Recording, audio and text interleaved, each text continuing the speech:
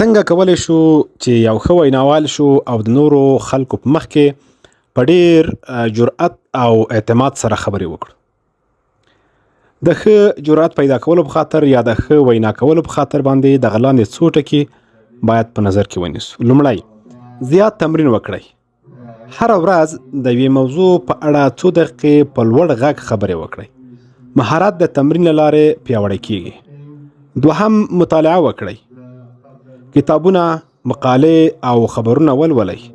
هر څومره چې معلومات مو زیات وي، خبرې مو هم پیاوړې وي. دریم، ښه ویناوال واورئ.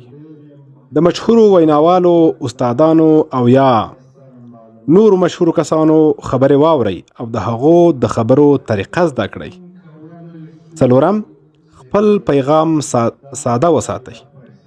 پیچلې او اوږدې جملې مه کاروئ. ساده او روښانه خبرې ډیر اغیز لري. پنځم، په اعتماد سره خبرې وکړئ. د سترګو تماس وساتئ. نیغ ودرېږئ او په واضح غږ سره خبرې وکړئ. شپږم، د ویرې پر ځای پر پیغام تمرکز وکړئ. فکر مه کوئ چې خلک به ستاسو په اړه څه وایي. تمرکز مو پر دې وي چې څه پیغام رسول غواړئ.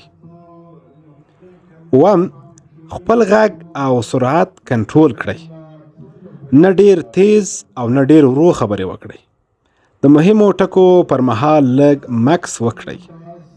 اتم، له تیروتنو مه ویریږئ. حتی غوره ویناوال هم کله ناکله تیروتنه کوي.